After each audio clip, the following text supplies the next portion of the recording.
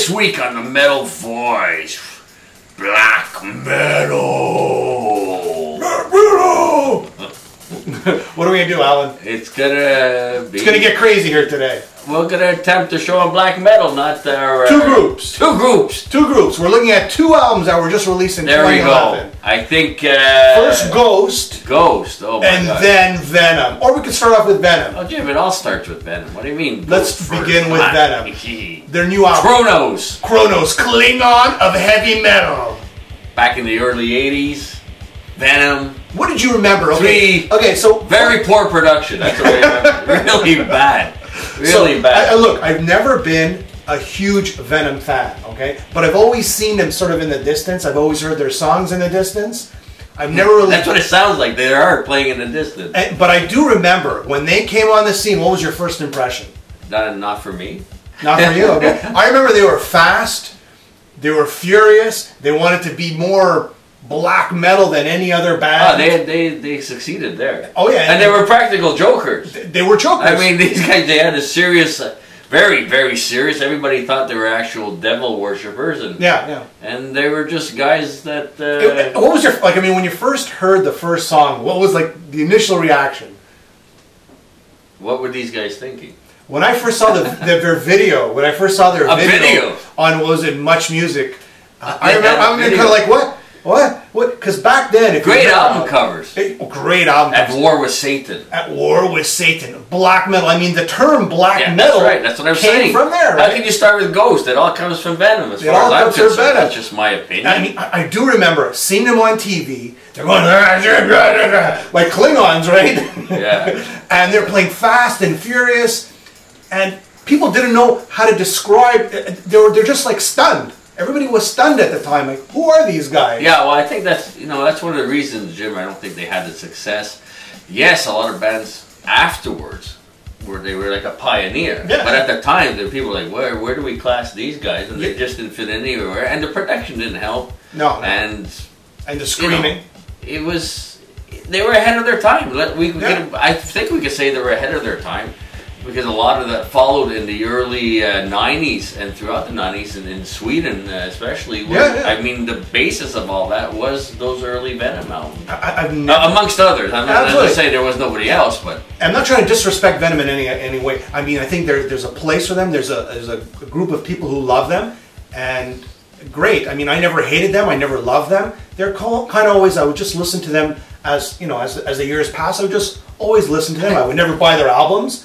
But I always enjoy if they were on TV or if there was a song playing. I was exposed to them because a friend of mine, check this out, a friend of mine loved Venom, had all the Venom albums, but at the same time he was a huge fan of Stryper. Had all the Stryper albums. You need balance. So, you felt bad listening to Venom, so put a little Stryper. You thought he'd go to heaven. I mean, talking about heaven and hell, I mean, that's... So they have a new album called Fallen Angels. Oh my God. And let me tell you. Okay. So I'm the perfect person to review this because I've never really followed their career. So I can look at this album and I don't have to look at their back catalog to sort of judge them, right? I could just judge it on this album. This album. I like this album.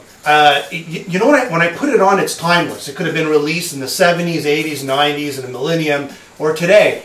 And, he's still got the brutal vocals. Okay. But it's more melodic screaming, I would call it. Oh, melodic. Melodic screaming. The production is a lot better than the past albums. Keep in mind, they've been producing, making albums for years now. They haven't stopped, really. But I really enjoyed this album. I enjoyed the tracks. I think the guitar sound sounded something like Nirvana's Bleach album. The playing is not bad. It's pretty good. It's a great sounding guitar, catchy riffs, the screaming, melodic screaming, I would say. I mean, Kronos sounds better than ever in terms of singing wise, and the song structures are great. I really enjoyed Hammerhead. Or is it still about the same as Punk's Not black Dead? metal, same Satan lyrics? Yeah, well, you know what?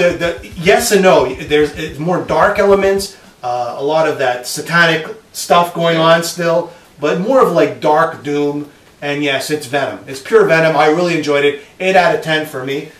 Look, I'm encouraged to see that they're able to release albums like Y&T a couple of years ago. These bands, Riot, just came out with a new one, just released recently. These are bands that are started way back in the late 70s, early 80s, and that's why we're doing this show. To get the youth of today turned on to some of the bands, classic bands from that era, and I'm glad to hear that Venom's also still releasing albums. So. And here we go, Ghost. Ghost!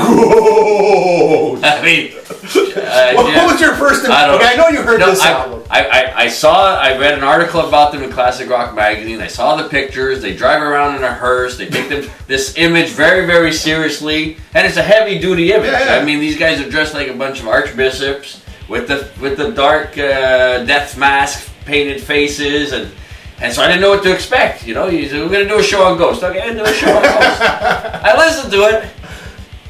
It's like pop music almost. It's melodic, like you wouldn't believe it. It's not as scary. Anyways, it was a little hard to get through all the songs. Quite honestly, it was, you know, and again, you know, you push the image out.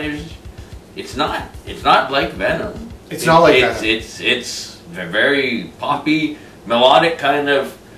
You know, you listen to, I don't know what you can compare it to. Early Partridge Family. No, actually, Alan, I really enjoyed this album. I think it was refreshing. George the Joker, he was one guy who sent me the email saying, hey, you got to listen to Ghost. I actually listened to it. I really liked it. I actually went out and bought the album. Okay. And I enjoyed it from start to finish. A very short album. Remind me of Blue Oyster Cult. And I think that's what you're looking for. You see, Blue Oyster Cult, they were doom, yet they were melodic. I'm Burning for You, Don't Fear the Reaper, Oh No, There Goes Tokyo, Godzilla. So, I mean, it had that style, that 70s doom, Blue Oyster Cult style. The Brady Bunch Partridge Family analogy is equally as strong. And then you had the image of King Diamond. So the lead singer, his name is Papa Emeritus. Yes. Right? And he's masked, and he comes out sort of like the Pope of, the satanic world. Oh, yeah. And... you know, you think he's going to come out and sing, "Oh, hail Satan," but no, he's just singing melodic stuff. I know. The visuals don't match what you would expect musically, and I guess that's okay. That throws off everybody off. It's different, and that's why I enjoyed the album, because you know we're listening to all these death metal bands, these thrash bands, and here comes a new band. And they swing. I think they literally swing. The guitar work is great. It's riffy. It sounds like they recorded this album analog instead of the digital sound. Yeah, that's true too. Yeah, and I really enjoyed all the tracks. A very short album, 30 minutes long. But Ghost, I would recommend everybody go out and buy this album. It's refreshing, and it's nice to hear a different sound coming out, or a retro sound being reinvented. There you go. Today's show on an older form of death metal and a newer, more modern form of death metal. Death metal. No, black metal. Black metal, sorry. All right, see you next time in another edition of The Metal